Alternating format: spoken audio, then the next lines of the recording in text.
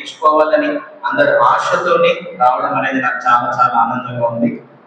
అయితే కొంచెం మంది నాకు అనిపించడం లేదు, అంటే మీరు బ్రదర్ లేకపోతే వెనక ఇలా కొంచెం ఇలా ఇలా జరగండి. బ్రదర్ మీరు ఇలా జరగాలి, మీరు ఇలా జరగండి, మీరు ఇలా జరగండి. Okay sisters, okay right, okay.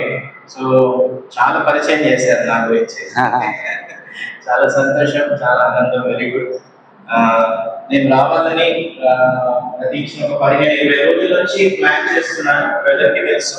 దాని తర్వాత ఇక్కడ నుంచి చింతలపూడి కూడా వెళ్ళాలి అని అనుకున్నాను. అంతకుముందు లాస్ట్ ఇయర్ చింతలపూడికి వచ్చాము, అక్కడ ఒక గ్రాడ్యుయేషన్ జరిగింది.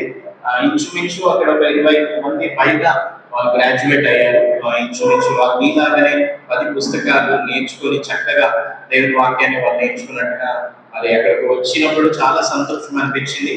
అలానే బ్రదర్ పరిచయం అయిన తర్వాత ఇప్పుడు కూడా మీరు సెంటర్ పెట్టండి అన్నప్పుడు బ్రదర్ ఎంతో చక్కగా సెంటర్ ఏర్పాటు చేసి మీరందరూ వచ్చి చక్కగా దేవుని వాక్యాన్ని నేర్చుకుంటున్నారంటే నిజంగా చాలా ఆనందం అనిపించింది. బ్రదర్ చాలా చక్కగా ఆర్గనైజ్ చేస్తున్నారు. సో దాన్ని బట్టి నేను బ్రదర్ని అప్రిషియేట్ చేస్తున్నాను. Very good. నేను అక్కడనే ఉన్నాను హోటల్లో, మీ పాటలన్నీ వినిపిస్తున్నాను, నేను రెడీ అవుతున్నాను. మంచిగా పాడారు సిస్టర్స్ బ్రదర్స్ అందరూ కూడా, వెరీ గుడ్, చాలా చాలా సంతోషం. ఓకే, అయితే ఒక్క వచనాన్ని చదువుతున్నా, ఒక్క వచనాన్ని చదవండి. ఓకే, 2 తిమోతి 2వ అధ్యాయం 15వ వచనం. 2 తిమోతి 2వ అధ్యాయం 15వ వచనం. ఒక్క నిమిషం, అందరు తీస్తారా? ఓకే, వెరీ గుడ్, అందరు తీయండి, అందరు తీయండి. 2 తిమోతి 2వ అధ్యాయము 15వ వచనం. ఎస్, చదవండి.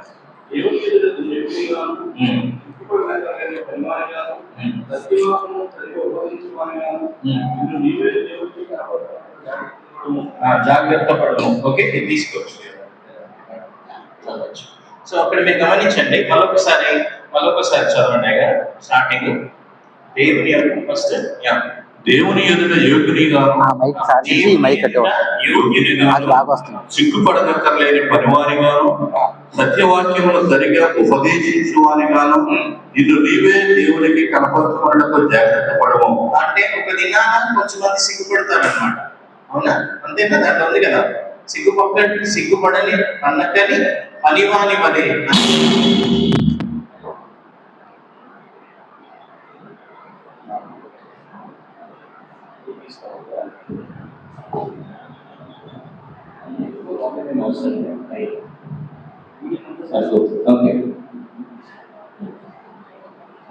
ఓకే, కొంచెం మంది ఇప్పుడు బాగా క్యారెక్ట్ వస్తుంది. సో కొంచెం మంది ఒక దినాన్ని సిగ్గుపడతారు అని దేవుని వాక్యం మనకు బోధిస్తుంది.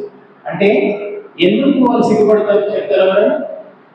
ఎందుకు సిగ్గుపడచ్చు? ఒకవేళ అక్కడనే ఉంది, ఆ లేఖన భాగంలోనే ఉంది.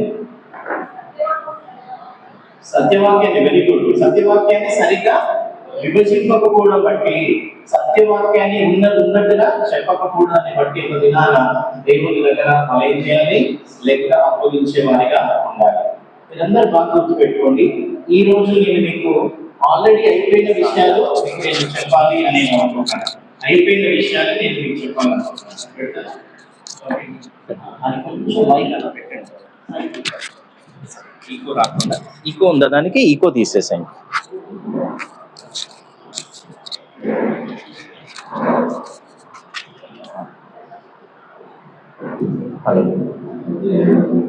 నాది కాకుండా అటు సైడ్ రైట్.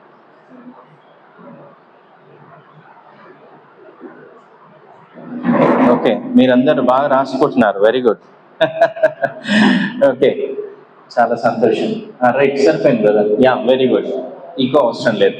ఓకే, మీరు రాసుకోండి. కానీ నేనేమంటానంటే సిస్టర్స్ అందరూ కూడా వినడానికి ప్రయత్నం చేయండి. వెరీ గుడ్, మీరు బాగా రాసుకుంటున్నారు, చాలా సంతోషం. మీకున్న నేను చెప్పేవన్నీ కూడా మీ పుస్తకాలలో ఉన్నాయి. ఇప్పటి వరకు ఎన్ని పుస్తకాలు అయిపోయినాయి బ్రదర్? మీరు ఇట్లా రండి కొంచెం, యా ఇలా ఇలా దగ్గరికి కొంచెం, ఆ బ్రదర్ కనిపిస్తున్నారు, వెరీ గుడ్. Okay, right. ఎన్ని పుస్తకాలు అయిపోయాయి చెప్పాలి సిస్టర్స్. చాలా మంది రాస్తున్నారు. మొదటి పుస్తకం అయిపోయిందా? అందరు నా దిక్కు చూడండి అయ్యగారు. మొదటి పుస్తకం అయిందా? ఏంటి ఆ పుస్తకం? మీరు ఏది రాయనక్కర్లేదు, బాగా వినాలి మీరు నా క్లాస్లో. వింటే మన బ్రెయిన్ క్యాచ్ చేస్తుంది, అవునా? క్యాచ్ చేస్తుందా? క్యాచ్ చేయరా? అవునా కదా? ఓకే, మీరు చాలా మంచి ఆహారాన్ని ఇష్టపడేవాళ్ళు మీరు, అంతేనా కదా? కదా. సో కాబట్టి మనకు ఒక్కసారి తినగానే టేస్ట్ రిజిస్టర్ అయిపోతుంది మన బ్రెయిన్ లో. అట్లా వాక్యం కూడా మన బ్రెయిన్ లో కదా ఈజీగా వచ్చేస్తుంది, కష్టమేం కాదు. వెరీ గుడ్, మీరు చాలా ప్రయాసపడేవారిగా చక్కగా రాస్తున్నారు, చాలా మంచిది. మొదటి పుస్తకము 2, 3, 5 పుస్తకాలు, అదో 5వ పుస్తకంలో ఉన్నాం మనం, అంతే కదా? So first 3 books and 5th book గురించి ఒక అవగాహన నేను మీకు ఇస్తాను, అండ్ వీలైతే 10 పుస్తకాల అవగాహన నేను మీకు ఇస్తాను. ఏం రాసుకోనక్కర్లేదు, అంత నేను చెప్పేది పుస్తకాలలోనే ఉంది. అంత దేంట్లో ఉంది? పుస్తకాలు మీరు చదవడం లేదని నాకు అర్థమైంది, అంతేనా? చాలా మంది పుస్తకాలు చదవడం లేదు, చాలా మంది చదవరు. నేను ఎన్నో క్లాసెస్కి వెళ్ళాను, చాలా మంది ఏం చేస్తారంటే ఆ బుక్ ఉంది కదా, ఆ బుక్ ని పక్కకు పెట్టేస్తారు. లేదు, ఆ బుక్ ని మీరు బాగా చదవాలి, బైబిల్ని బాగా మీరు చదవాలి, అది చాలా ప్రాముఖ్యమైనది. అయితే వెరీ గుడ్, సిస్టర్ ఇందాక చెప్పారు, విన్నారా? సత్యవాక్యాన్ని సరిగ్గా విభజించకపోతే రేపటి దినాన దేవుని దగ్గర సిగ్గుపడే రకంగా ఉండాల్సి వస్తుంది. చాలా మంది వాక్యం చెప్తున్నారా చెప్పడం లేదా? చెప్తున్నారు. కొంచెం మంది వాక్యం చెప్పడం లేదు, కథలు చెప్తున్నారు. ఏం చెప్తున్నారండి? కథలు. మా దగ్గర కూడా చాలా మంది ఉన్నారు, కథలు చెప్పే వాళ్ళ దగ్గర 1000 మంది వెళ్తారు. ఎవరికండి? కథలు చెప్పే వారి దగ్గర ఎక్కడికి వెళ్తారు? 1000 మంది వెళ్తారు, వాళ్ళకి ఎక్కువ కానుకలు ఇస్తారు. అంటే వాస్తవం చెప్తున్నాను నేను, వాళ్ళకే. అండ్ వాళ్ళు చాలా మంది మనం చూసినట్లయితే 1 యోహానులో ఒకటి ఉంది, చూడనక్కర్లేదు. 1 యోహాను ఎప్పుడు రాయబడ్డది? కొత్త నిబంధన ఎప్పుడు రాయబడ్డది చెప్పండి నాకు. కొత్త నిబంధన ఎప్పుడు రాయబడ్డది? మొదటి శతాబ్దం, అంటే 2000 సంవత్సరాల క్రితం. కరెక్టా కదా?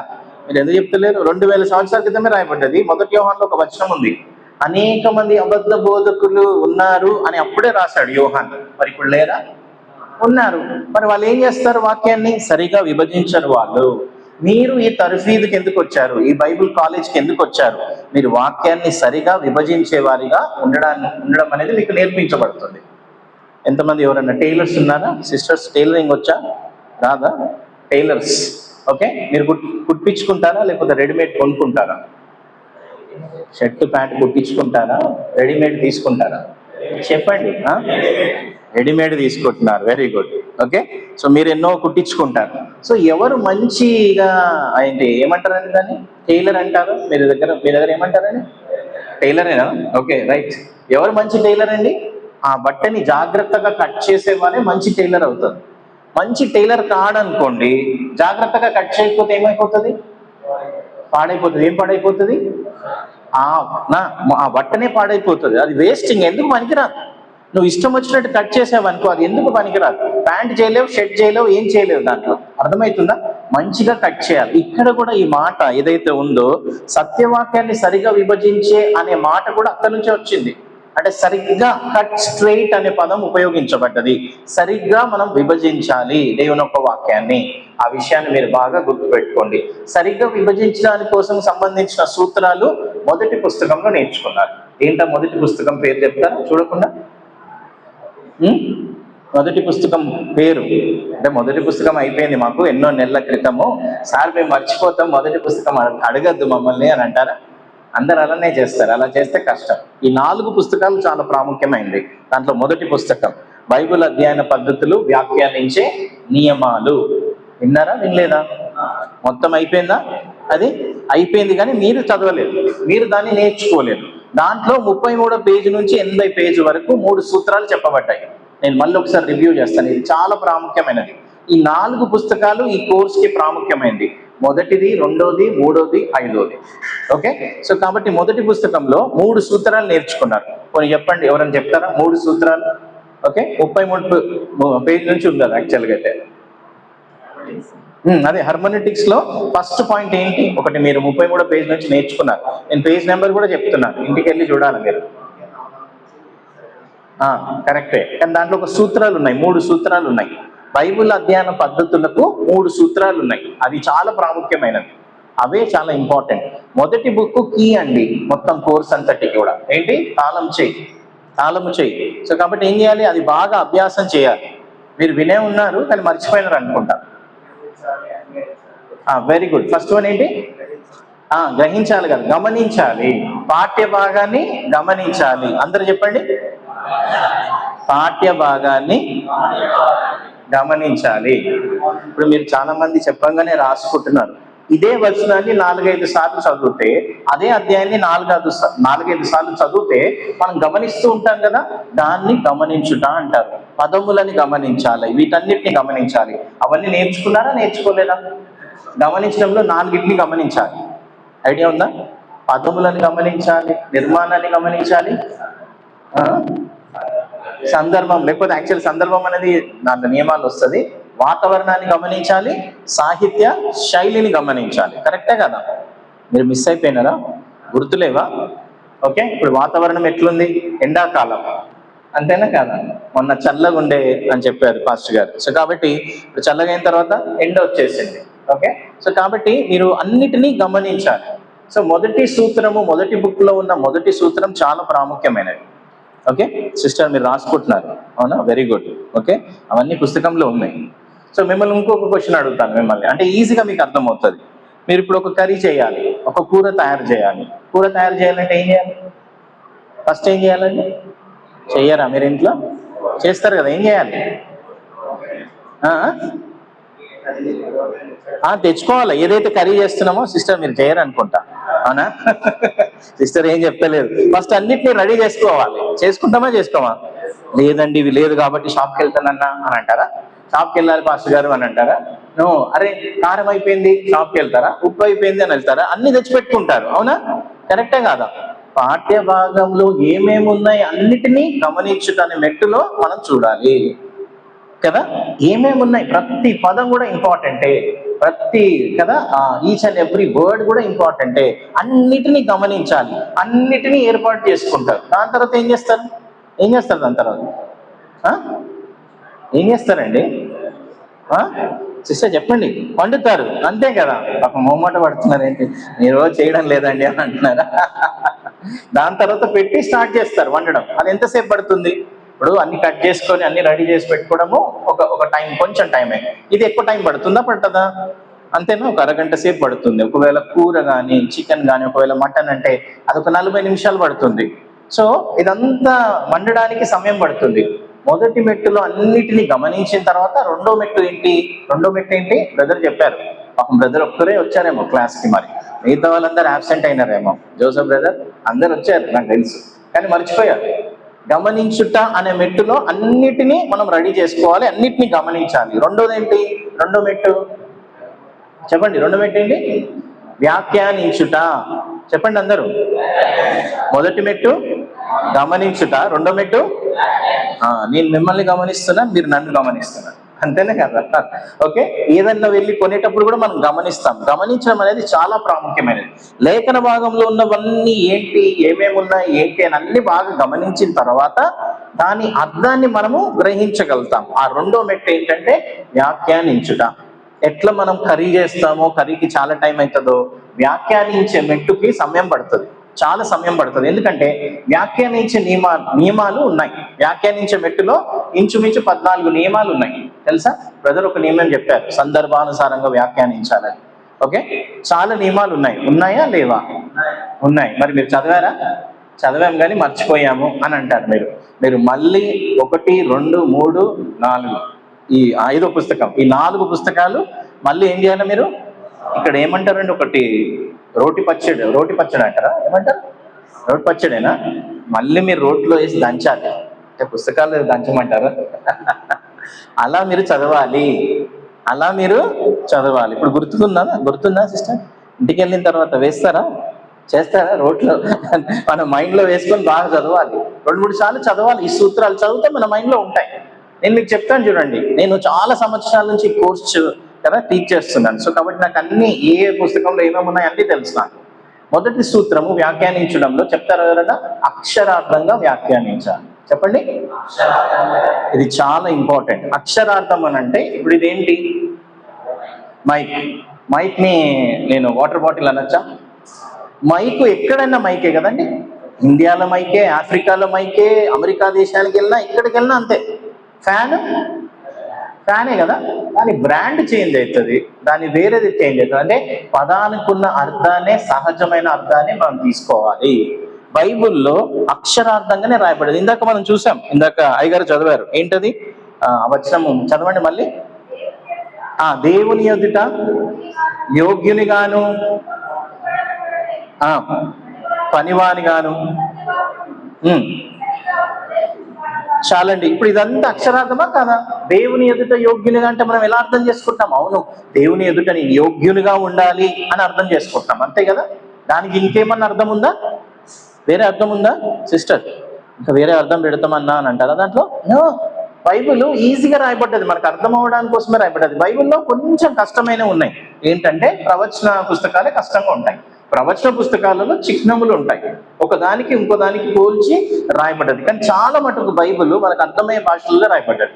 మీరు బైబిల్ని బాగా అర్థం చేసుకోవాలంటే బాగా బైబిల్ చదవాలి. బాగా ఏం చదవాలి?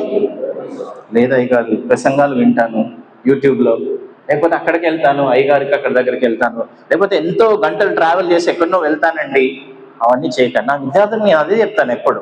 యాక్చువల్గా నేను చెప్పాలా, అందరికంటే గొప్ప బోధకుడు నీ దగ్గరనే ఉన్నాడు. ఈ వాక్యాన్ని రాసిన ఆయన అందరికంటే గొప్ప బోధకుడు. మనందరికంటే, నాకంటే, అందరికంటే గొప్ప బోధకుడు. ఈ వాక్యాన్ని ఇచ్చి రాసిన బోధకుడు ఎవరైనా? వెరీ గుడ్, చెప్పండి. పరిశుద్ధాత్మ దేవుడు. యేసుప్రభు కరెక్టే, కానీ పరిశుద్ధాత్మ దేవుడే రాయించాడు కదా. ఆయన మనలో ఉండి వాక్యాన్ని ధ్యానిస్తున్నప్పుడు పరిశుద్ధాత్మ దేవుడే మనకు బోధిస్తాడు. మీరు వాక్యాన్ని బాగా చదువుతుంటే వాక్యము దేవుడే, పరిశుద్ధాత్మ దేవుడు మన గుర్తుకు తీసుకొస్తాడు. చూసారండి, ఆయన సర్వ సత్యంలోనికి నడిపిస్తాడు. మనం బైబిల్ చదవం, ఏం చెయ్యం. మనందరికి ఏంటంటే ఒక మోజు అంటారా ఇక్కడ? ఏమంటారు? అంతేనా? మోజేనా కదా. ఒక సోకు, ఒక మోజు ఏంటంటే అక్కడికి వెళ్ళిపోయినాము, ఇక్కడికి వెళ్ళిపోయినాము, అక్కడికి వెళ్ళామండి, ఇక్కడికి వెళ్ళామండి అని చెప్తుంటారు. ఎందుకండి కదా అంటే నిజంగా మీరు గమనిస్తే ఇంత ఎక్కువసేపు మీ వాక్యం చదివితే అంత గొప్పగా మీరు దేవుల్లో మీరు బలము పొందుతారు. యాక్చువల్గా ఈ కోర్సులో మీరు చేయాల్సింది కూడా అదే. ఏంటంటే ఎక్కువగా బైబిల్ చదవాలి. ఎక్కువగా ఏం చదవాలి? బైబిల్ చదవాలి. ఈరోజు అన్ని చాలా ఇంపార్టెంట్ థింగ్స్ నేర్చుకుంటున్నారు. సో కాబట్టి ఇంటికి వెళ్ళిన తర్వాత మంచిగా రోట్లో వేసి దంచండి. ఇప్పుడు ఆల్రెడీ 3 పుస్తకాలు అయిపోయినాయి, 5వ పుస్తకం కూడా అవుతుంది. కాబట్టి ఈ చెప్పిన పుస్తకాలన్నీ తప్పనిసరిగా మీరు మళ్ళీ గోత్రూ చేయాలి.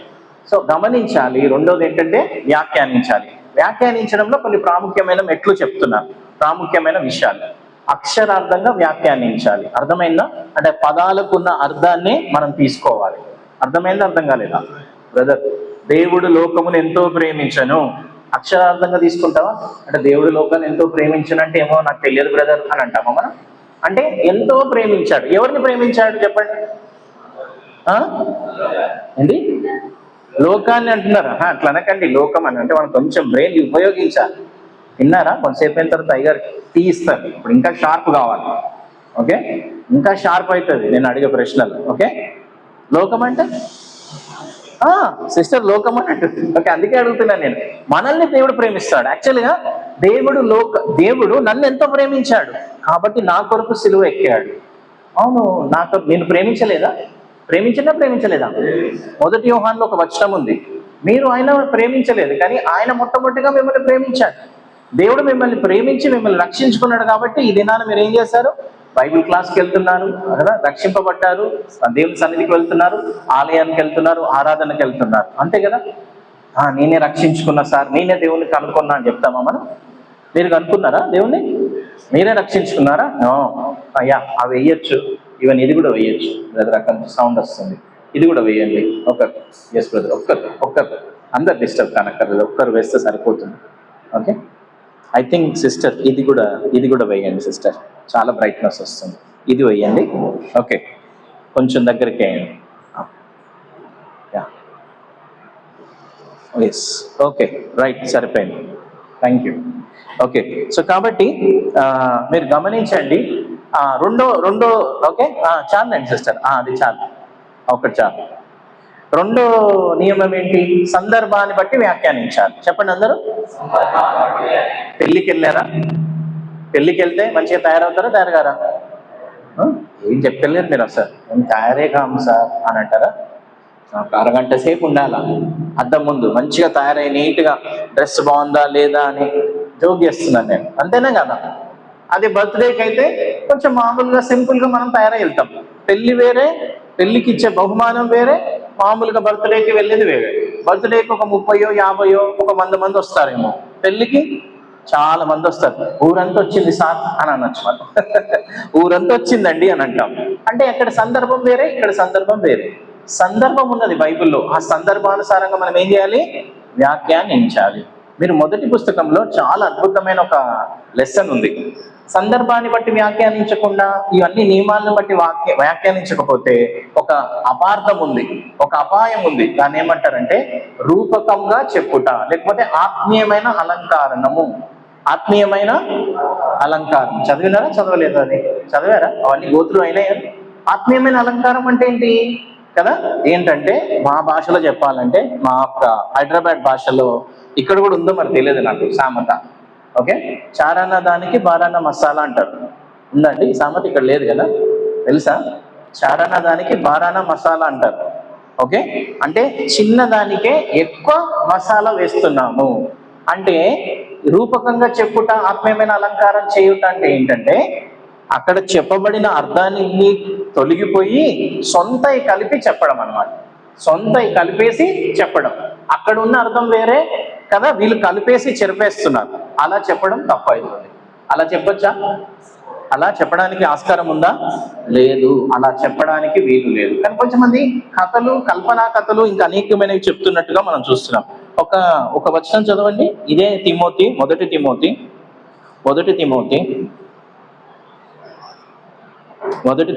మొదటి అధ్యాయం 3-4 వచనాలు.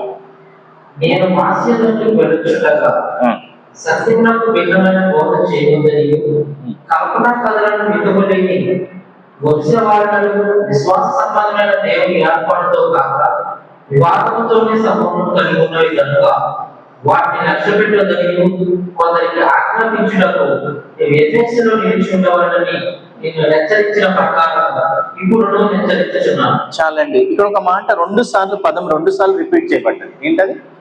హెచ్చరిస్తున్నాను, మళ్ళీ హెచ్చరిస్తున్నాను అని అంటున్నాడు అంటలేదా? అవునా కదా? హెచ్చరించడం అంటే చాలా స్ట్రిక్ట్ గా, కఠినంగా చెప్తున్నాడు ఆయన. అదొక కమాండ్, అదొక ఆజ్ఞ. దీని నుంచి తొలగిపోవద్దు. చాలా మంది ఏం చేస్తున్నారంట? సిస్టర్ మీరు రాస్తున్నారేమో, నా దిక్కు చూడండి. చాలా మంది మితిలేని వంశావళులు, కల్పనా కథలు ఏవేవో చెప్తున్నారు. చాలా మందికి అంటే ఈ దినాల్లో ఎన్నో సంవత్సరాల నుంచి దురుదు చెవులు అంటే తెలుసా? అంటే ఏంటంటే దురుదు చెవులు అంటే వాళ్ళకి ఇష్టమైనవే చెప్తున్నారు, వాళ్ళకి ఇష్టమైనవే, నచ్చినవే బోధిస్తున్నారు. మా దగ్గర సిటీలో చాలా మంది ఉన్నారు. అదేంటో కాదు కానీ చాలా మంది సిటీకే వచ్చి సంఘాలు పెడతారు. ఎందుకండి? హైదరాబాద్కే వచ్చి చాలా మంది సంఘాలు పెడతారు. హైదరాబాద్లో, ఆ సిటీలలో, ఆ మణికొండ, ఆ ప్రాంతాలలో కొత్త సంఘాలు పెడుతున్నారు. ఎందుకు లేవా సంఘాలు? చెప్పండి. ఉన్నాయి కదా, ఎందుకు పెడుతున్నారు మీరు చెప్పండి. మీరేమనుకుంటున్నారు? సింపుల్, చాలా సింపుల్. Very good. ఎవరు చెప్పారండి? మనీ మీరు చెప్పారా? మీరేం చెప్పారు కదా? వినిపిస్తలేదు నాకు. ఏంటి? మనీ అని చెప్పారా మీరు? డబ్బు అండి. మెయిన్ థింగ్ ఏంటంటే డబ్బు కోసమే. ఎందుకంటే అక్కడ అందరూ ఎవరున్నారు? హైదరాబాద్లో సాఫ్ట్వేర్ ఎంప్లాయీస్ ఉన్నారు. వాళ్ళకి 1,00,000 కంటే పైగా వస్తుంది జీతం. బ్రదర్స్ చేస్తున్నారు, సిస్టర్ కూడా చేస్తున్నారు, ఇద్దరు. అంటే 2 లక్షలు పైగా వస్తుంది. 2 లక్షలా అని అంటారా మీరు? ఇంకెక్కువనే వస్తుంది. ఇంకా బాగా పెరిగితే ఇంకెక్కువనే వస్తుంది. దాంతోపాటు వాళ్ళకి డబ్బులు కూడా వస్తాయి. ఓకే, చాలా మంది అవి చెప్పారు, చూసారా? సో కాబట్టి అందరు ఎందుకు సిటీలో వచ్చి చెప్తున్నారు, ఎందుకు పెడుతున్నారు అంటే జనాలను ఆకర్షించి డబ్బులు సంపాదించాలి అని అనుకుంటున్నారు. ఆదిమ సంఘము 1వ శతాబ్దంలో కూడా తప్పుడు బోధకులు డబ్బులు అడిగేవారు. ఈ దినాల్లో కూడా చాలా మంది తప్పుడు బోధకులు డబ్బు గురించే చేస్తున్నారు. అది తప్పు అని మనం చూస్తున్నాం. పౌలు అంటున్నాడు, తిమోతిని హెచ్చరిస్తున్నాడు, భిన్నమైన బోధ చెయ్యొద్దు. కల్పనా కథలు, మితిలేని వంశావళులు, ఇష్టానుసారమైన బోధ చెయ్యకూడదు. యాక్చువల్గా ఒక విషయం మీరు బాగా గమనించాలి. ఎవరంటే వాళ్ళు పాస్టర్స్ కాకూడదు, ఎవరంటే వాళ్ళు ఇలా వాక్యం చెప్పకూడదు. ఎందుకు తెలుసా? ఒక దినాన చెప్పిన వాక్యానికి, ఒక దినాన కాపరిగా అయినందుకు దేవుని దగ్గర ఏం చెప్పాలి? లెక్క అప్పగించాలి. ఏం చేయాలండి? లెక్క అప్పగించాలి. అవునా కదా? లెక్క అప్పగిస్తారా కదా? మీరు వెళ్ళి ఐటమ్స్ కొన్నారు, ఒక 10 రూపాయలు ఎక్స్ట్రా పెడితే, ఏందయ్యా 10 రూపాయలు ఎక్స్ట్రా ఇచ్చినావు అని అడగరా మీరు? 10 రూపాయలు అయినా కూడా మనం ఖచ్చితంగా ఉండమా? సిస్టర్స్ ఖచ్చితంగా ఉండరేమో పాపం. ఖచ్చితంగా ఉండరా అమ్మ మీరు? చాలా నెమ్మదిగా చూస్తున్నాను నా దిక్కు. ఖచ్చితంగా ఉంటారు మీరు. ఎందుకయ్యా తప్పేశావు అని అంటాం మనం, కరెక్టే కదా? మరి మనమే ఇట్లా ఆలోచిస్తే దేవాతి దేవుడు తన వాక్యాన్ని ఇచ్చి, ఒక పద్ధతిని ఇచ్చి, ఇలా దేవుని వాక్యాన్ని చెప్పాలని అనేక మంది దైవజనులు ఇచ్చి, ఎన్నో తరతరాల నుంచి దేవుని యొక్క వాక్యం చెప్పబడుతుంది. ఆ రకంగా చెప్పకుండా వేరే రకంగా కొత్తగా స్వప్రయోజన కోసం, డబ్బు కోసము, ఇంకేవేవో చేయడం కోసం చేస్తే ఏమవుతుందండి? దేవుని దగ్గర నుంచి దీవెనలు పొందుకోరు. దేవుని దగ్గర నుంచి బల నమ్మకమైన మంచి దాసుడా అని అనడు. ఆ విషయాన్ని మనం గుర్తుపెట్టుకోవాలి. సో రూపకంగా చెప్పడము, ఆత్మీయమైన అలంకారణతో చెప్పకూడదు. ఓకే, మూడో సూత్రాన్ని గుర్తుపెట్టుకోండి. మూడో సూత్రం ఏంటంటే చారిత్రాత్మకమైన సంస్కృతి కోణంలో వ్యాఖ్యానించాలి. చెప్పండి, చరిత్ర, అందరూ చెప్పండి, చరిత్ర మరియు సాంస్కృతిక కోణంలో వ్యాఖ్యానించండి. ఇప్పుడు మనమందరం భారతీయులమా? మనమందరం ఇండియన్సే కదా? పొద్దున్న బ్రేక్ఫాస్ట్ చేశారా? చేశారు కదా? అంటే మామూలుగా మనం ఇడ్లీ తిన్నాం, అది తిన్నాం, ఇది.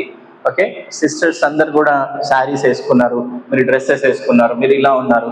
మనం కొంతసేపు అయితే ఓకే బ్రదర్ అన్నారు, ఏమన్నారు? టీ బ్రేక్ అన్నారు. మనం టీ తాగుతున్నాం, కాఫీ తాగుతున్నాం. బైబిల్లో ఉన్నవారు టీ కాఫీ తాగారా? సార్ మీరు రాసుకుంటున్నారు కదా, రాసుకోండి. ఇప్పుడు టీ కాఫీ బైబిల్లో ఉన్న వాళ్ళు తాగలేరు అని అంటే జోక్ చేస్తున్నారు. నిజంగా ఇలానే నేర్చుకోవాలి. తాగారా మరి వాళ్ళు? మరి వాళ్ళు ఏం తాగారు? వాళ్ళు ఏం తాగారు? ఏంటి ఆత్మీయమైన ఆహారమా? అలా చెప్పొద్దు. అంటే మీరు ఏం తినరు అనమాట. జోసెఫ్ ఏం పెట్టండి సిస్టర్, జోక్ చేస్తున్నాను అంతే. Right, very good sister. ద్రాక్షారసం చెప్తున్నారు కదా. ఆ పరిస్థితులు వేరే, వాళ్ళు యూదులు, వాళ్ళు ఇజ్రాయిలీలు, వాళ్ళు వేసుకునే దుస్తులు వేరే, వారి భాష వేరే, వారి పద్ధతులు వేరే, వారి రొట్టె వేరే. యేసు ప్రభు రొట్టె తిన్నాడు, కానీ వారి రొట్టె చేసిన పద్ధతి వేరే. వాళ్ళు ద్రాక్షారసం తాగినారు. ద్రాక్షరసం ఎందుకు తాగినారు? ఎందుకంటే ఎక్కువ అక్కడ ద్రాక్ష పళ్ళు పడతాయి. దానికి ఒక మెథడ్ ఉంది, ఒక ప్రొసీజర్ ఉంది ఆ ద్రాక్షరసం తీయడానికి. యేసు ప్రభు కూడా ద్రాక్షరసం తాగేవాడు. నీళ్లు అవైలబుల్ గా లేకుండే, ఆ ప్రాంతాలలో నీళ్లు సరిగా లేకుండే. కాబట్టి ద్రాక్షరసము చాలా బలమిస్తుంది, శక్తినిస్తుంది. అవన్నీ ఎడారి ప్రాంతాలు. యేసు ప్రభు ఉన్న ప్రాంతాలని ఎడారి ప్రాంతాలా కాదా? లేదు సార్, ఇట్లనే ఉంటది పచ్చగా. ఇక్కడ న్యూస్ వీటిలో బాగా మామిడికాయలు కాస్తాయి కదా, అక్కడ కూడా బాగా మామిడికాయలు కాస్తుందేమో. చెప్పండి. అందరు ఆశ్చర్యపోతున్నారు, నా దగ్గర చూస్తున్నారు. లేదండి, యేసు ప్రభు ఏం మామిడి పండు తినలే. వాళ్ళకి ఓకే అంజూరపు చెట్టు ఉంది, తెలుసు కదా. అంజూరపు చెట్టుని శపించినాడు. మీరు బైబిల్ చదువుతున్నారు, అన్ని మర్చిపోతున్నారు. అందుకే ఏంటంటే మనం భారతీయుల కోణంలో బైబిల్ని చదవకూడదు, భారతీయ కోణంలో బైబిల్ని అర్థం చేసుకోవద్దు. వాళ్ళ పద్ధతుల సంస్కృతి వేరే, వాళ్ళ చరిత్ర వేరే, మన చరిత్ర వేరే. మనకు ఫ్రీడమ్ ఫైటర్స్ ఉన్నారు, ఓకే. యూదుల చరిత్ర వేరే. యూదులకి అబ్రహాం ఉన్నాడు, ఇస్సాకు ఉన్నాడు, వీళ్ళు ఉన్నారు, అంతేనా కదా? దావీదు ఉన్నాడు, ఇవందరూ ఉన్నారు అనమాట. సో వాళ్ళ పద్ధతులు వేరే, వాళ్ళ యొక్క సంస్కృతి వేరే, అన్ని వేరే, భాష కూడా వేరే. అర్థమైందా? ఆ కోణంలో మనం వ్యాఖ్యానించాలి. కరెక్టా కదా? కరెక్టా కదా? అంతే కదండి. ఇప్పుడు ఒకవేళ మీరు నార్త్ ఇండియాకి వెళ్ళారు, నేను నార్త్ ఇండియాకి వెళ్ళాను, నార్త్ ఇండియాకి వెళ్ళారు, పంజాబ్కి వెళ్ళారు, అక్కడ వెళ్ళారు, అక్కడ రైస్ అంత ఎక్కువ దొరకదు. ఏం దొరుకుతుంది? రోటీ దొరుకుతుంది కదా, రోటీ. సో కాబట్టి మనకి ఇష్టమే, వాళ్ళు బాగా చేస్తారు, రొట్టె చాలా బాగా చేస్తారు, వాళ్ళ కర్రీ డిఫరెంట్ ఉంటుంది. సో కాబట్టి అది వాళ్ళకి అలవాటు అయింది, అది వాళ్ళ పద్ధతి. ఇంకెక్కడికైనా వెళ్తే వేరే దేశానికి వెళ్తే వాళ్ళ పద్ధతులు ఉంటాయి. అట్లనే ఆ కోణంలో మనం వ్యాఖ్యానించాలి. ఇవన్నీ మీకు అయినాయి, కానీ మీరు మర్చిపోయినారు. కానీ ఇవి చాలా ప్రాముఖ్యమైనవి. చూసారా? వాళ్ళ సంస్కృతి చరిత్ర కోణంలో వ్యాఖ్యానించద్దా? ఇవి నేను మీకు ఎందుకు చెప్తున్నానంటే ఇవి చాలా ప్రాముఖ్యమైనవి కాబట్టి మళ్ళీ మీకు చెప్తున్నాను.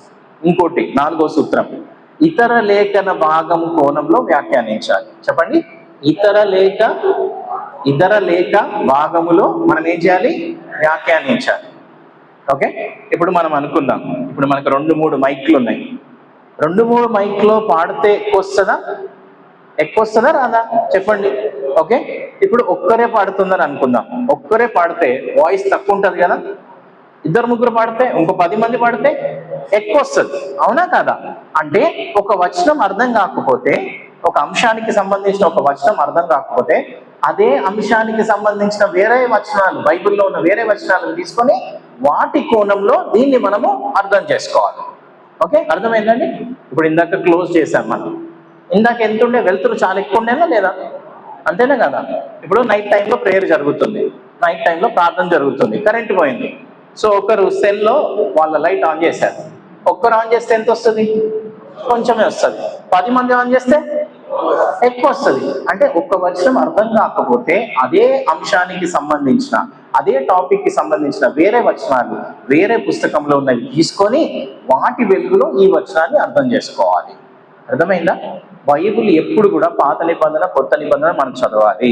అంటే పాత నిబంధనలో మనకు అర్థం కానివి కొత్త నిబంధన మనకు ఎక్స్ప్లెయిన్ చేస్తుంది. కొత్త నిబంధన ఇంకా పూర్తిగా పాత నిబంధన ఏం చేస్తుంది, చాలా చక్కగా వివరిస్తుంది, చాలా చక్కగా వివరిస్తుంది. కాబట్టి మీరందరూ ఏం చేయాలి, గంటలు గంటలు బైబిల్ చదవాలి. ఏంటి, గంట అట్లీస్ట్ ఒక 45 minutes అన్న చదవాలి. పొద్దున ఒక 15 నిమిషాలు, మధ్యాహ్నం ఒక 15 నిమిషాలు, సాయంత్రం ఒక 15 నిమిషాలు. 3 సార్లు వేసుకుంటారు కదా టాబ్లెట్స్, అట్లా 3 సార్లు ఓకే చదవండి. 15 minutes 15 minutes 15 minutes 45 నిమిషాలు చదవలేమా? ఇప్పుడు ఇందాక చదవండి అని చెప్పినప్పుడు ఇట్లా చదువుతున్నారు చూడండి, అట్లా చదివితే 15 నిమిషాలలో 3-4 అధ్యాయాలు చదివేయచ్చు. ఇప్పుడు చదవండి అని అంటే చదువుతున్నారు కదండి మామూలుగా, ఎట్లా చదువుతున్నారు అట్లనే మీరు చదివినారు అనుకోండి, 15 నిమిషాలు 4 అధ్యాయాలు కంప్లీట్ చేయలేమా సిస్టర్? అట్లాంటి 4 ఎంత అవుతాయండి? 12 అధ్యాయాలు అవుతుంది. ఇంకొంచెం కష్టపడితే 15 అధ్యాయాలు అవుతుంది. రోజుకు 15 అధ్యాయాలన్నా మీరు చదవగలిగితే అట్లీస్ట్ నేను అనుకుంటాను 8 నెలలన్నా మీరు బైబిల్ మొత్తం కంప్లీట్ చేయొచ్చు. బైబిల్ 8 నెలలు 9 నెలలన్నా మొత్తం పాత నిబంధన కొత్త నిబంధన. ఓకే, మీరు అట్లీస్ట్ రోజుకు ఒక 20 అధ్యాయాలను చదివి ఆదివారం రోజు ఒక 30 అధ్యాయాలను చదివితే 3 నెలల్లో కొత్త నిబంధన పూర్తి చేసుకోవచ్చు. 3 నెలల్లో ఏంటండి కొత్త నిబంధన పూర్తి చేసుకోవచ్చు. అట్లా చదివితేనే మనకు బైబిల్ అర్థమవుతుంది. చూడండి, ఆది కాండం నుంచి మొదలు పెట్టుకొని చదువుతున్నారు అనుకోండి, ఆది కాండంలో నిర్గమాకాండంలో ప్రశ్న వచ్చింది. ఆది కాండంలో నిర్గమాకాండంలో వచ్చిన ప్రశ్నకి తర్వాత పుస్తకాలలో జవాబు ఉంటుంది. అర్థమైందండి? మీరు అందరూ చేస్తారు ఇది ప్రాక్టికల్ గా. ఒక దగ్గరికి వెళ్ళి షాప్ లో అడిగారు, ఒక వస్తువు ఏదో ఒకటి కొనాలనుకున్నారు, ఇవన్నీ చేస్తారు కానీ బైబిల్ దగ్గరికి రాగానే మర్చిపోతారు. అక్కడికి వెళ్ళి కనుక్కుంటారు, ఎంత అని కనుక్కోగానే వెంటనే ఏం చేస్తారు, ఆయన చెప్తాడు ఇంత అని. అవునా, సరేలే ఇక్కడ చెప్తున్నాడు కదా అక్కడికి వెళ్ళి కనుక్కుందామని మళ్ళీ ఇంకొంచెం దూరం వెళ్ళి అక్కడ వెళ్ళి కనుక్కుంటారు. కనుక్కున్నప్పుడు దీనికంటే అదే ఐటెం తక్కువ చెప్తే ఏం చేస్తారు, మీరు ఎక్కువ వెళ్ళి కొనుక్కుంటారా? సార్ మాకు చాలా తెలివి ఉంది సార్, ఎందుకు ఎక్కువ ఇస్తాం మేము, 20 రూపాయలు కూడా ఎక్కువైనా ఈ బ్రదర్ అదే ఇస్తున్నాడు, ఈ షాప్ అదే మంచిగా ఉంది, అమ్మ ఇక్కడ హోల్సేల్ మేడం కాబట్టి ఇక్కడ తక్కువకి ఇస్తున్నాము, దానికంటే ఇది హోల్సేల్ సేమ్ క్వాలిటీ ఉంటుంది, మంచి క్వాలిటీ ఉంటాయి, ఎక్కడ కొంటారు? తక్కువ ఉన్న దానికే కొంటారు. అంతేనా కదా? సేమ్ థింగ్ ఏంటంటే బైబిల్ని చదవడం బట్టే బైబిల్ మనకి అర్థమవుతుంది. చదవకపోతే మనకి ఏది అర్థం కాదు. మీరు రేపొద్దున BTH సర్టిఫికెట్ తీసుకున్నప్పుడు మనం కష్టపడ్డాం, ప్రయాసపడ్డాము, వాక్యం అంతా మేము నేర్చుకున్నాం, దివారాత్రులు ధ్యానించేవాడు ధన్యుడు మొదటి కీర్తనలో ఉంటుంది. చాలా మంది మొదటి కీర్తన నేర్చుకుంటారు కానీ మొదటి కీర్తన చెయ్యరు, దివారాత్రులు ధ్యానించరు. ఏం ధ్యానించాలి గారు, చాలా కష్టం కదా, ఎందుకు ధ్యానించాలి అని అంటారేమో.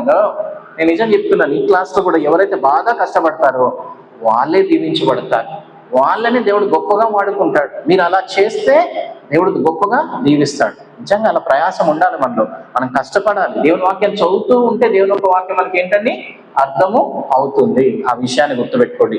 ఇతర లేఖన భాగాల కోణంలో వ్యాఖ్యానించాలి, ఇది చాలా ప్రాముఖ్యమైనది. అందుకే మీరు ఇప్పుడు 5వ పుస్తకాన్ని నేర్చుకుంటున్నారు. 5వ పుస్తకం ఏంటి చెప్పండి, పేరు మర్చిపోయినదా? బైబిల్ సిద్ధాంత అవలోకనం. ఈ యొక్క సిస్టర్ అది ఇచ్చారనుకుంటా, కొత్త నిబంధన తీసుకొచ్చారా సిస్టర్ మీరు? ఓకే, బైబిల్ సిద్ధాంతం స్టార్ట్ అయిందా జోసెఫ్ గారు? స్టార్ట్ అయిందా అంటే పాత నిబంధన అయిపోయిందా? అయిపోతుంది, ఎండింగ్కి వచ్చారు. కొత్త అదేంటి సిద్ధాంతం స్టార్ట్ చేయాలి, అంతేనా? ఓకే, సో కాబట్టి పర్లేదు. ఓకే, మీరు 3rd బుక్ తీసుకొచ్చారు, వెరీ గుడ్, చాలా సంతోషం. 3వ పుస్తకంలో ఉన్నారు మీరు. ఓకే, సో సిద్ధాంతము అంటే ఏంటి? సిద్ధాంతం అని అంటే ఒక్క వచనంతో సిద్ధాంతం చేయకూడదు. చెప్పండి, ఒక్క వచనంతో చేయకూడదు. అర్థమైందా సిస్టర్? మీకు ఒక్క వచనంతో సిద్ధాంతం చేయకూడదు. సిద్ధాంతం అంటే మీకు ఒక అవగాహన ఇస్తున్నాను. మొత్తం 66 పుస్తకాలలో, బైబిల్లో ఉన్న 66 పుస్తకాలలో ఒక అంశం గురించి 66 పుస్తకాలు ఏం చెప్తున్నాయి, అన్ని వచనాలు తీసుకొని దాని క్రమపద్ధతిలో పెట్టి దాన్ని అధ్యయనం చేస్తే అప్పుడు దాని నుంచి సిద్ధాంతం వస్తుంది. దాని నుంచి ఏమొస్తుందండి? సిద్ధాంతము వస్తుంది. ఓకే, సరే, మనం మొదటి పుస్తకంలోనికి మనం వెళ్దాం, మొదటి బుక్ లోనే వెళ్దాం. గమనించుట, 2వది వ్యాఖ్యానించుట, 3వది ఏంటి? వెరీ గుడ్, బాగా తలనొప్పి లేస్తుంది, టీ అక్కడ ఉంది. సిస్టర్ మీరు టీ తాగుతారా? ఓకే, తాగరా? ఓకే సరే. ఓకే, టీ అక్కడ ఉన్నది బాగా తలనొప్పి లేస్తుంది. టీ చూస్తే తలనొప్పి పోతుందా? పోతుందా? చాలా మంది మీరు కూడా అట్లే చేస్తున్నారు. మరి అంటే మన ఆత్మీయమైన స్థితిలో ఎదగాలంటే మన దగ్గర బైబిల్ ఉంది. ఇది అద్భుతం. యాక్చువల్గా ఈ పుస్తకమే మన చేతుల్లో అద్భుతం. చాలా మంది అంటారు దేవుడు అద్భుతం చేయాలి, అద్భుతం చేయాలి అంటారు. అద్భుతాన్ని ముందు పెట్టుకున్నారు. అద్భుతమే మన చేతుల్లో ఉంది. సార్ ఇది అద్భుతమా అని అంటారా? ఇదే అద్భుతం యాక్చువల్గా. చాలా మందికి వాక్యం అర్థం కాదు కాబట్టి ఏదో అద్భుతం జరగాలి, దేవుడు నాకు కనిపించాలి, లేకపోతే ఇంకేదో కావాలి అన్నట్టుగా అనుకుంటుంటారు చాలా మంది. మన మనుషులం కదా, చాలా కోరికలు ఉంటాయి మనకి కదా. కొన్నిసార్లు అంటే కొన్ని తెలివి లేని వాంఛలు కూడా ఉంటాయి మనకి. కానీ దేవుడు తన వాక్యంలో ఉన్నది మనకు క్లియర్గా. ఈ వాక్యమే చాలా గొప్పది. ఈ వాక్యం ఏంటి? చాలా గొప్పది. ఒక ఎగ్జాంపుల్ మీకు నేను ఇస్తాను వాక్యం గురించి. యేసు ప్రభు సాతాను చేత శోధింపబడ్డాడు. ఓకే, జరగండి బ్రదర్, మీరు ఇట్లా జరగండి. మత్తయి సువార్త 4వ అధ్యాయంలో, మత్తయి సువార్త 4వ అధ్యాయంలో యేసు ప్రభుని సాతాను శోధించాడా? శోధించాడు. ఏమని శోధించాడు? చూడకుండా చెప్పండి. వెంటనే తీసేస్తున్నారు మీరు. ఒక్క నిమిషం ఆగండి. వెంటనే తీసేస్తున్నారు. Very good. ఓకే, మీరు చదువుదాం. మనము సాతానుడు వచ్చి ఏమన్నాడు తెలుసా? ఏమన్నాడు? మీకు ఎవరికైనా ఐడియా ఉందా? ఫస్ట్ అన్న మాట ఏంటి? రాళ్ళను రొట్టెలుగా చేయండి అని అన్నారు ఫస్ట్. మీరు కరెక్టే, అది కరెక్ట్, ఫస్ట్ శోధన. కానీ దానికంటే ముందు సిస్టర్ వెంటనే వెళ్ళిపోయింది, తీసేసింది. Okay, very good. Okay, copying చేస్తున్నారా? ఓకే, జోక్ చేస్తున్నారు. ఫస్ట్ సాతానుడు ఒక మాట అన్నాడు యేసు ప్రభుని చూసి. ఏమన్నాడు? Very good, very good brother. ఒక బిస్కెట్ ఎక్కువ ఇచ్చాను బ్రదర్కి, ఒక ముక్క ఎక్కువ ఇవ్వాలి. Very good. ఓకే, ఇట్లా నువ్వు దేవుని కుమారుడు అయితే, నేను ఎందుకు చెప్పినా తెలుసా? ఎందుకు మిమ్మల్ని అడిగినానంటే సాతాను కూడా సేమ్ మనల్ని అట్లనే వచ్చి అడుగుతాడు. నువ్వు దేవుని సేవకుడివే కదా, నువ్వు దేవుని బిడ్డవే కదా, నువ్వు దేవుణ్ణి అలా అట్సాడు అంటారా? అలా అట్సాడు అంటే ఈకో పోతుంది. యా, అట్సాడు తిప్పండి. Correct, exact, right. నువ్వు దేవుని కుమార్తెవే కదా, ఎందుకు ఈ కష్టం వచ్చింది? దేవుని కుమారుడివే కదా, ఎందుకు జారి పడిపోయినావు? అంతేనా కదండి? అందరు ఉన్నారా లేదా ఇక్కడ? అప్పుడు ఎట్లా యేసు ప్రభుని శోధించాడు సాతానుడు, ఇప్పుడు కూడా అట్లనే శోధిస్తున్నాడు. నీకు ఎందుకు వచ్చింది కష్టము? దేవుని నమ్ముకున్నావు కదా, ఎందుకు వచ్చింది బాధ? చూసారా? అంటే మనల్ని బాగా సందేహంలోనికి పడేస్తాడు, కృంగుదలకి పడేస్తాడు. యేసు ప్రభు దగ్గరికి వచ్చి, నువ్వు దేవుని కుమారుడు కదా ప్రభా, ఈ రాళ్ళని రొట్టెలుగా చేసుకో ప్రభా. అన్ని రోజులు ఉపవాసం ఉన్న తర్వాత రొట్టె తింటే చనిపోతారు. యాక్చువల్గా రొట్టె తింటే ఏమవుతారండి? చనిపోతారు. పర్లేదు బ్రదర్, వినండి. రొట్టె తింటే చనిపోతారు, తెలుసా ఆ విషయం మీకు? ఓకే, రొట్టె తిన్నారనుకోండి చనిపోతారు. సో కాబట్టి ఐ థింక్ వాల్యూమ్ ఏమన్నా తగ్గిస్తారా? కొంచెం తగ్గించండి టైగర్, వాల్యూమ్ తగ్గించండి. ఐ థింక్ రూమ్లో కొంచెం ఎక్కువ అవుతుంది, ఎందుకంటే తక్కువ ఉంది కాబట్టి. అన్ని రోజులు ఉపవాసం ఉన్నందుకు సరిపోయింది కదా. అన్ని రోజులు ఉపవాసం ఉన్నందుకు యేసు ప్రభు గట్టి ఆహారము తింటే చనిపోతారు. కాబట్టి చూడండి, సాతానుడు ఎంత తెలివి గలవాడు.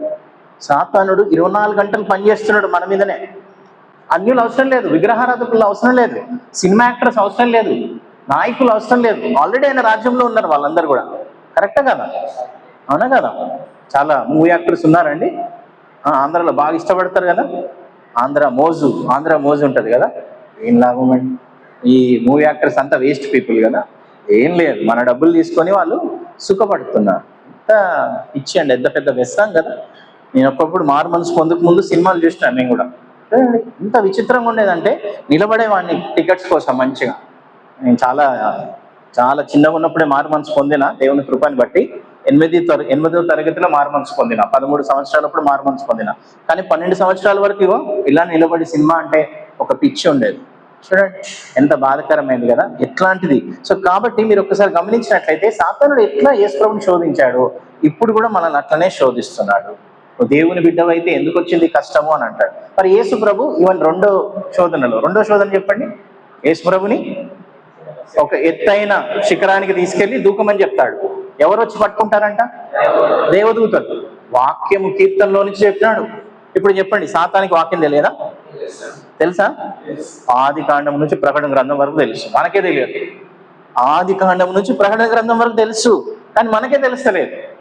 సాతానుని ఓడగొట్టాలంటే అంత ఈజీ కాదు. మీరు బాగా వాక్యం చదవాలి. మరి ఏమనుకున్నాను అంటే, కీర్తనలో నుంచి చెప్తే అప్పుడు యేసు ప్రభు ఏమన్నాడు? నీ దేవుణ్ణి శోధించొద్దు అని ఇంకొక చోట్ల నుంచి వాక్యాన్ని తీసి చెప్పాడు యేసు ప్రభు. సో ఇప్పుడు చెప్పండి, యేసు ప్రభు అక్కడ ఇంకేదో చేయొచ్చు కదా, సాతానా వెళ్ళిపో అని అనొచ్చు కదా, గర్దించవచ్చు కదా, అధికారం లేదా? వాక్యం ద్వారానే ఎందుకు పడగొట్టాడు అంటే మనకు ఒక మాదిరిని చూపించాడు.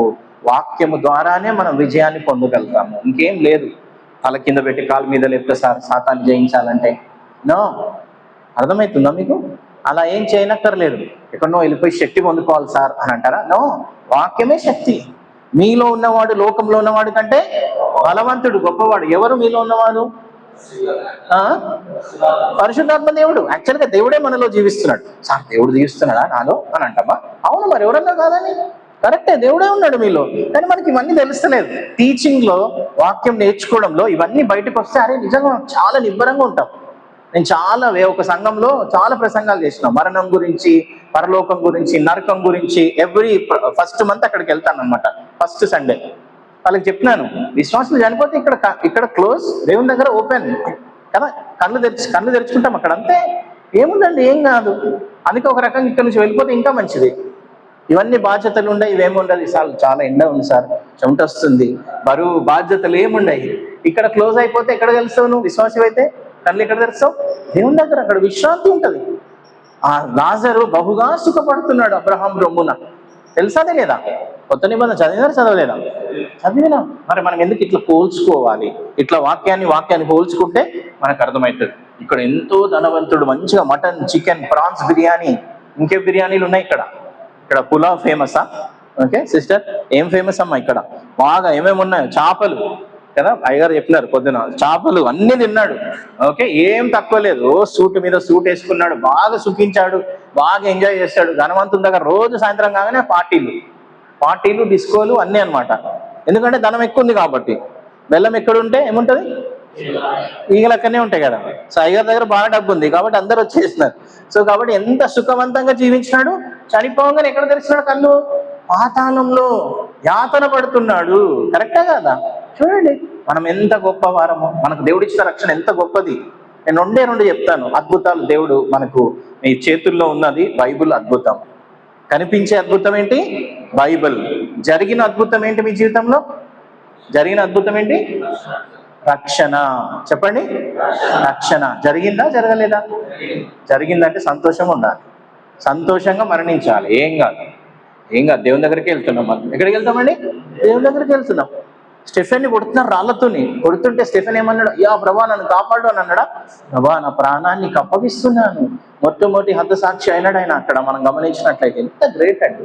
దేవుని కుమారుణ్ణి ఆయన చూస్తున్నాడు, పరలోకం తెరవబడ్డం, దేవుని దగ్గరికి వెళ్తున్నాడు ఆయన. స్టెఫెన్ చూడండి, రాళ్లతో కొడితే ఎట్లా విచిత్రంగా చచ్చిపోతారు. మన ప్రవీణ్ బ్రదర్ని చంపేసినారు కొంచెం వేరే రకంగా. బ్రదర్ నాకు బాగా పరిచయం, అంటే మేమందరం ఒకే సహోదరులము. యాక్చువల్గా నాకంటే ఒక 3-4 years చిన్న. మేమందరం కూడా ఒకటే చర్చ్. యాక్చువల్గా ప్రవీణ్ పగడాల బ్రదర్, మేమందరం కూడా ఒకటే సంఘం. తాను అటు సైడ్ వెళ్ళాడు, నేను సంఘం వైపు, పరిచర్య వైపు అట్లా వెళ్ళామన్నమాట.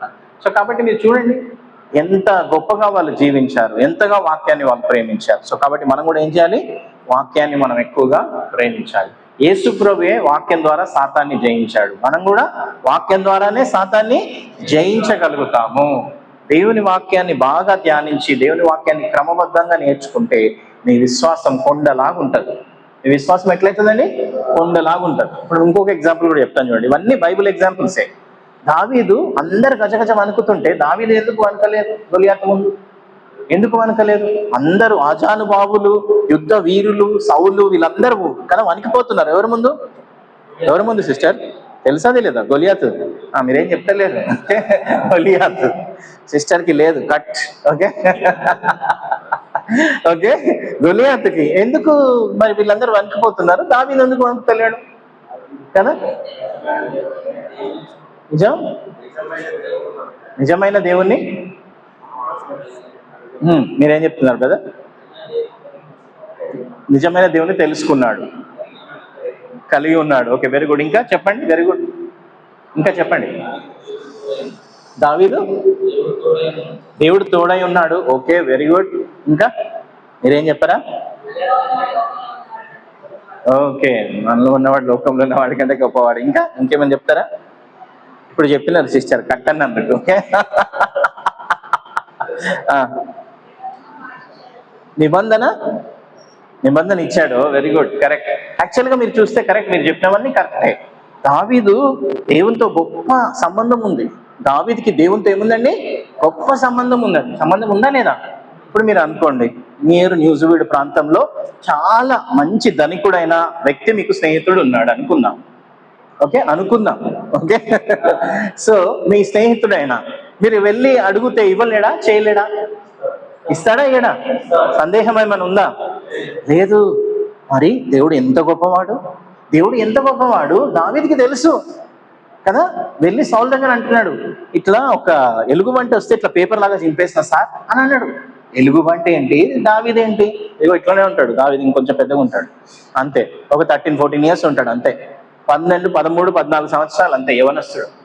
ఎలుగుబంటి ఎంత స్ట్రాంగ్ ఉంటుంది తెలుసా? చాలా కష్టం ఎలుగుబంటి, ఎవరికి మనకు తెలియదు. ఓకే, మీ దగ్గర ఎలుగుబంట్లు ఉన్నాయా? జూ ఉందా? మా దగ్గర హైదరాబాద్లో జూ ఉంది, వచ్చి చూడండి. కదా చాలా విచిత్రంగా ఉంటుంది అది. దాని ఈ యొక్క ఏమంటారు గోర్లు చాలా షార్ప్గా ఉంటుంది, చాలా డేంజర్ అది. పులి కంటే డేంజర్ యాక్చువల్గా ఎలుగుబంటి, చాలా డేంజర్. ఎలుగుబంటి నేను ఇట్లా పేపర్ లాగా చింపేసిన సార్ అని అన్నాడు సార్. ఇంకొకసారి పులి వచ్చింది సార్, పులి వస్తే ఏం చేసేసిన? పులిని కూడా ఇట్లా పేపర్ లాగా చింపేసిన. కరెక్టేనా చెప్పింది సిస్టర్ నేను? అంటే సౌలు ఆశ్చర్యపోయినాడు, ఏంటి ఇంత యవనస్తుడు ఇట్లా ఎవరు ఇచ్చినారు ఆ బలము? దేవుడు ఇచ్చినాడు. అందుకే దావీదు ఏమన్నాడు తెలుసా? దేవునితో ఉన్న ఆ సంబంధాన్ని బట్టి దేవుడు ఎంత గొప్పవాడో అనేది దావీదుకి తెలుసు. కాబట్టి ఈ సున్నతి లేని ఫిలిస్తీయుడు కదా నా ముందు నిలబడటం ఎంత, జస్ట్ ఇట్లా ఫ్రాక్షన్ ఆఫ్ సెకండ్స్ లో చంపేస్తా అని అన్నాడు. అట్లే చంపేసిండు. అంటే దేవుడు ఒక పెద్ద పర్వతంలాగా, కొండలాగా దావీదుకు ఉన్నాడు. మనకు చిన్న ఇట్లా ఆవగింజ ఉంటది కదా, ఫస్ట్ ఏమేస్తారమ్మా? ఆవగింజలు వేస్తారా తాలింపులో? వేయరా? ఆవగింజలు వేయకుండా చేస్తాం సార్ మేము అని అంటారా? మనకేమో దేవుడు ఆవగింజలాగా ఉన్నాడు కాబట్టి మన సమస్య ఏమో పెద్ద కొండలాగా ఉన్నది. కొండలాగా సమస్య ఎవరు తీరుస్తారు? ఏం చేయాలనో, ఎంతమందికి చెప్పుకోవాలనో. న్యూజివీడ్ ప్రాంతంలో ఇంత పెద్ద సమస్య ఉంది. ఎందుకంటే మన విశ్వాసము వాక్యం మీద లేదు కాబట్టి. వినుట వలన విశ్వాసం కలుగును కదా. ఏం వినాలి? దేవుని మాటలు, క్రీస్తు గురించిన మాటలు. మీరు వాక్యాన్ని చదువుతూ ఉంటే మీలో గొప్ప విశ్వాసం పెరుగుతుంది. నేను అందుకే అంటున్నాను కదా, ఏం లేదు విశ్వాసులకి, ఇక్కడ కళ్ళు మూసినామంటే అక్కడ కళ్ళు తెరుస్తారు. అందరూ చనిపోయినప్పుడు కూడా మహిమా ప్రవేశం అండి అని అంటారు, అవునా కదా? కరెక్టా కదా? చెప్పండి బ్రదర్స్. మహిమా ప్రవేశం యాక్చువల్గా ఇంగ్లీష్ లో ప్రమోటెడ్ టు గ్లోరీ అంటారు. ప్రమోటెడ్ టు గ్లోరీ అంటారు, అంతేనా? ప్రమోషన్ అది యాక్చువల్గా, కిందికి కాదు. ప్రమోట్ అవుతున్నాం మనం. మరణము అంటే చనిపోమంటారా సార్ అంటారా? అంటే నేను నిజం చెప్తున్నా, వాక్యం చెప్తుంది కరెక్ట్. పౌలు అంటాడు, నేను ఉండడం మంచిదే కానీ వెళ్ళిపోవడం కూడా మంచిదే అని అంటాడు. కానీ ఈ ఉన్న సమయం అంతా నేను క్రీస్తు కొరకు బ్రతుకుతా. బ్రతుకుట క్రీస్తే, చావైతే నాకు. మనందరికీ కష్టం ఎందుకైతుంది తెలుసు? ఆత్మీయమైన జీవితము మన గురించి మనం జీవిస్తున్నాం కాబట్టి. బ్రదర్ అక్కడ ఒక ల్యాండ్ కొనాలి, బ్రదర్ ఇక్కడ ఇది సంపాదించాలి, ఇక్కడ ఆ ఉద్యోగం చేయాలి. క్రీస్తు కొరకు బ్రతుకుతే ఎంతో ఆనందంగా జీవిస్తాం. క్రీస్తు కొరకు జీవించండి, ఆయన వాక్యాన్ని చదవండి, దివారాత్రులు ధ్యానించండి. ఓకే, కొంచెమంది చెప్పొచ్చు, మా పక్కనే ఉంది సార్, మా తల పక్కనే పెట్టుకున్నాం బైబుల్. అలా పక్కకు పెట్టుకుంటే ఎక్కదు, అలా పక్కకు పెట్టుకుంటే ఎక్కదు. ఓకే, చదవాలి, లేచి దివారాత్రులు మీరు చదవాలి. మీ పుస్తకాలలో కూడా, మీ మాన్యువల్స్లలో కూడా ఎక్సర్సైజెస్ ఉన్నాయి కదా జోసెఫ్ బ్రదర్, ఉన్నాయి కదా? ఎక్సర్సైజెస్ ఉన్నాయా లేదా? ఉన్నాయా? దాంట్లో చిన్న చిన్న ప్రశ్నలు ఉన్నాయి, దాంట్లో ఖాళీలు ఉన్నాయి, ఉన్నాయా? అది ఎవరు చేస్తారు? మా దేవదూతలు వచ్చి చేస్తారు సార్. నైట్ టైం మేము పడుకున్నప్పుడు ఓపెన్ చేసి అవన్నీ పూర్తి చేస్తారు. నో, మీరే చెయ్యాలి. ఎవరు చేయాలి? మీరే చెయ్యాలి. అలా చేస్తేనే మీరు బాగా నేర్చుకుంటారు. నేను ఎప్పుడు చెప్తాను విద్యార్థులకి, స్టార్టింగ్ రోజే చెప్తాను, మీరే ఎక్కువ కష్టపడాలి. మీరే ఏం చేయాలి? ఎక్కువ కష్టపడాలి. ఎక్కువ కష్టపడితే అప్పుడు మీరేమవుతారు? గొప్పగా దీవించబడతారు. ఓకే, బెస్ట్ ఇలస్ట్రేషన్ మీకు ఒకటి ఇస్తాను. ఇలాంటివి కదా, ఇలా నేనేం ప్రిపేర్ కాను. ఏం చెప్పాలి ఇలస్ట్రేషన్స్, ఇట్లాంటివి ఇలస్ట్రేషన్ ఏమంటారండి? ఉదాహరణలు కదా. ఇట్లాంటివి ఏం చెప్పాలో నేను ఎప్పుడు ప్లాన్ చేయను, దేవుడే ఇస్తాడు. చాలా లోతైన బావి ఉంది, నీళ్లు కావాలి, చేదరా? చాలా లోతైన బావి ఉంది, నీళ్లు కావాలి, చాలా అవసరం ఉంది, చేద్దరా? చేదరా? 10 నిమిషాలు పడుతుంది చేదడానికి, గట్టిగా ఇదంతా కోసుకున్నట్టు అవుతుంది. అయినా కానీ ఏంటి చేది? నీళ్లు తీసుకెళ్తాము. వాక్యం కూడా అంతే. వాక్యం కూడా నువ్వు ఎంత కష్టపడి లోతైన విషయాలు నేర్చుకుంటూ ఉంటావో అంత గొప్పగా నువ్వు దీవించబడతావు. అంత గొప్ప నువ్వేం చేస్తావండి? దీవించబడతావు. ఎండాకాలంలో బాగా అలసిపోయినాం, బాగా ఎంత అలసిపోయినామంటే ఇక దాహం వేస్తూనే ఉంది బాగా. ఇప్పుడు 2 గ్లాసులు మంచినీళ్ళు తాగితే ఎట్లుంటుందండి? మా ఇంత మంచిగా ఉంది, హాయిగా ఉంది ప్రాణానికి అని అనిపిస్తుంది. అనిపిదా? వీళ్ళకి ఏం అనిపిస్తలేదు బ్రదర్, వీళ్ళకి టీ లేదు. సిస్టర్స్ అందరికి టీ లేదు. అనిపించదా? అమ్మా ఇంకో గ్లాస్ ఇవ్వండి సిస్టర్ అని అంటారు కదా, వీళ్ళు బాగా దాహం వేస్తుంటే. అంటే అలా మనకు కావాలి దేవుని ఒక వాక్యం, మనకు అలా దేవుని వాక్యం అలా కావాలి మనకి. అలా చేస్తే కదా, దుప్పి నీళ్ళ కొరకు ఆశపడుతున్నట్టు నా ప్రాణం నీ కొరకు ఆశపడుతున్నది. దావీదు ఎంత గొప్పగా దేవుణ్ణి ప్రేమించాడు. అందరి జీవితాలు మీరు చూడండి, వాళ్ళు దేవుణ్ణి ప్రేమించారు కదా. వాళ్ళకి నిజంగా ఈ వాక్యమైన ప్రివిలేజ్ వాళ్ళకి లేదు. అబ్రహాం ఉన్నప్పుడు బైబిల్ ఉందా? లేదు. మోషే రాశాడు అరణ్యంలో. ఇజ్రాయేలీలో కూడా చాలా మంది వాక్యం లేదు, తర్వాత వచ్చింది. మనకి 66 పుస్తకాలు ఉన్నాయి. ఇంత గొప్ప పుస్తకాన్ని మన దగ్గర పెట్టుకొని దీన్ని చదవక, దీన్ని నేర్చుకోకుండా చాలా మంది తప్పుడు మార్గంలోనికి వెళ్ళిపోతున్నారు. వాక్యం ఎక్కువగా చదవాలి. ఓకే, వాక్యాన్ని ఏంటంటే మీరు ఎక్కువగా ధ్యానించాలి. మొదటి పుస్తకంలో 3 మెట్లు నేర్చుకున్నారు. Exactly correct. గమనించుట, చెప్పండి. గమనించుట, రెండోది వ్యాఖ్యానించుట, మూడోది అదంతా కూడా 33వ పేజ్ నుంచి. ఇది రాసుకోండి. మొదటి పుస్తకంలో 33వ పేజ్ నుంచి ఇప్పుడు రాసుకోండి. Very good. మొదటి బుక్లో 33వ పేజ్ నుంచి 80 పేజ్ వరకు అసైన్మెంట్ వెళ్ళి చదవాలి. నెక్స్ట్ క్లాస్ అయ్యేంత వరకు ఇది చదవండి. చాలా ఇంపార్టెంట్ సూత్రాలు. మొదటి బుక్లో పేజు 33 నుంచి 80 పేజీల వరకు. Okay, 33 to 80. Book number 1. Okay, book number 1 33 నుంచి 80వ పేజ్ వరకు చదవండి. ఒక 2-3 సార్లు చదవండి. Okay right. ఓకే, మొదటి పుస్తకం అయిపోయింది. మొదటి పుస్తకంలో సూత్రాలు నేర్చుకుంటున్నారు. ఏంటా సూత్రాలు? క్రమబద్ధమైన అధ్యాయం. ఆ సూత్రాలు ఇందాక చెప్పినట్టుగా 3 సూత్రాలు. మళ్ళీ చెప్పండి. గమనించుట ఉందా? ఇప్పుడు గుర్తుందా, గుర్తులేదా? నేను చెప్పినట్టుగా ఇంటికి వెళ్ళి చూస్తే అదే ఉంటుంది. 33 పేజీ నుంచి 80 వరకు ఆ 3 సూత్రాలని ఎక్స్ప్లెయిన్ చేశాడు. అన్వయించుకోవడం అంటే మనం అప్లై చేసుకోవాలి కదా, అన్వయించుకోవాలి. వాక్యం అంతా నేర్చుకునేది మనల్ని మార్చుకోవడానికి. మనం వాక్యాన్ని మార్చేస్తామా? మనం దేవుని మార్చేస్తామా? మనం మారుతామా? మనం మారాలి. అద్దంలో వెళ్ళి అద్దాన్ని క్లీన్ చేస్తామా? మనం క్లీన్ చేసుకుంటాం, మనం సెట్ చేసుకుంటాం. మనం మంచిగా ఉందా లేదా సరి చేసుకుంటాం. మనం అంతే. అద్దాన్ని క్లీన్ చేస్తామా? మనం ఎప్పుడో ఒకసారి అద్దం బాగలేకపోతే అద్దం క్లీన్ చేస్తాం, కానీ మనల్ని సరి చేసుకుంటాం. ఈ వాక్యం అనే అద్దం మనల్ని సరి చేస్తుంది. దేవుడు మనల్ని ఏం చేస్తున్నాడు? సరి చేస్తూ ఉంటాడు. సో ఈ 3 సూత్రాలు చాలా ప్రాముఖ్యమైనది. నేను ఎందుకు ఈ 3 సూత్రాలు చెప్పాను తెలుసా? గమనించుట, వ్యాఖ్యానించుట, అన్వయించుకొనుట. ఈ 3 సూత్రాలనే ఉపయోగించి 2వ పుస్తకాన్ని నేర్చుకోవాలి. 2వ పుస్తకం ఏంటి మీకు? వెరీ గుడ్, చెప్పండి. పాత నిబంధన అవలోకనం. ఏంటండి అందరూ? పాత నిబంధన అవలోకనం. సో పాత నిబంధన అవలోకనం ఈ 3 సూత్రాల కోణంలోనే, కొత్త నిబంధన అవలోకనం కూడా ఈ 3 సూత్రాల కోణంలోనే మనం ఏం చేయాలి? నేర్చుకోవాలి. అంతకు ముందు మనం వేరే కోణంలో నేర్చుకున్నాం, వేరే కోణంలో అర్థం చేసుకున్నాం. అలా అర్థం చేసుకోవడానికి వీలు లేదు. ఈ కోణాన్ని ఉపయోగించాలి, గమనించాలి, వ్యాఖ్యానించాలి, వ్యాఖ్యానించే సూత్రాలను ఉపయోగించాలి, తర్వాత అన్వయించుకోవాలి. సో దాన్ని బట్టి మీ బుక్లో చాలా అద్భుతంగా ఇచ్చాడు. సెకండ్ బుక్ 3వ పుస్తకం అద్భుతంగా ఇచ్చాడు కదా. 39 పుస్తకాల గురించి పూర్తి అవగాహన 2వ పుస్తకంలో మీకు ఇచ్చారు. ఇచ్చినాడా? ఇవ్వలేదా? ఇచ్చారు. సో ఆల్రెడీ మీకు పాత నిబంధన అయిపోయింది కాబట్టి మీకు పాత నిబంధనలో క్లుప్తంగా మొత్తం పాత నిబంధనని ఒక అరగంట సేపు అట్లా కదా మీకు నేను చెప్పడానికి ప్రయత్నం చేస్తాను. సరే, మీరు ఆల్రెడీ చదివినారు కానీ నాకు తెలిసి మర్చిపోయి ఉండొచ్చు. ఆదికాండంలో ఎన్ని అధ్యాయాలు ఉన్నాయి? Very good. ఆదికాండంలో ఎన్ని అధ్యాయాలు అండి? 50 అధ్యాయాలు. 1 సెకండ్. మొదటి 11 అధ్యాయాలు ఒక భాగంగా ఉంది తెలుసా? మొదటి 11 అధ్యాయాలు ఒక 4 సంఘటనలు ఉన్నాయి దాంట్లో. గుర్తుందా? మొదటి 11 అధ్యాయాలు. ఓకే, చెప్పండి, ఎవరన్నా చెప్తారా? Genesis 1 to 11. Okay right, very good. First one ఏంటి? క్రియేషన్, సృష్టి. నెక్స్ట్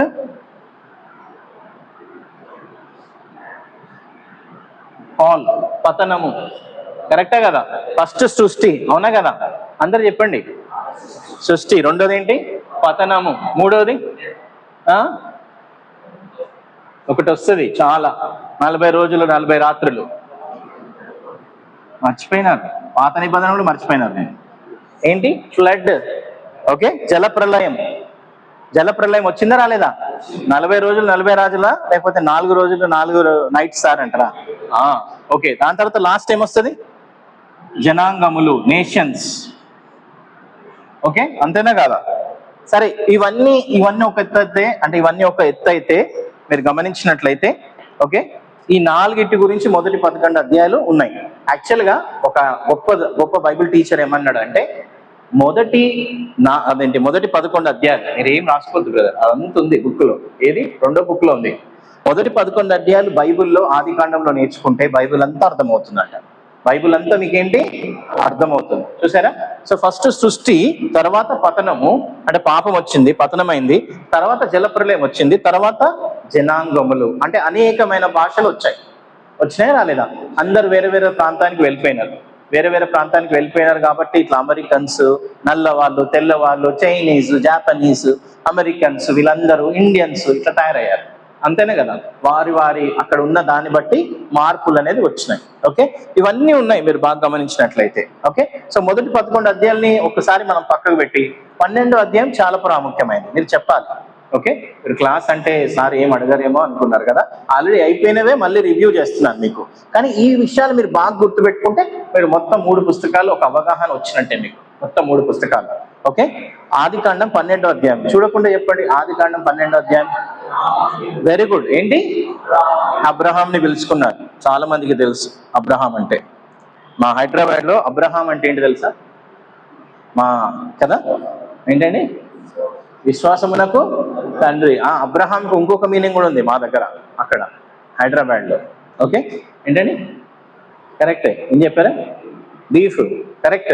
ఓకే, బీఫ్ అన్నమాట. బీఫ్ అంటే తెలుసు కదా? ఓకే, ఎస్, అట్లా అంటారు చాలా మటుకు. అబ్రహాం తిన్నామండి అని అంటారు. ఓకే, చికెన్ కాదండి, ఇది కాదండి కదా, అలా బీఫ్ తిన్నాము అన్నట్టుగా అంటారు.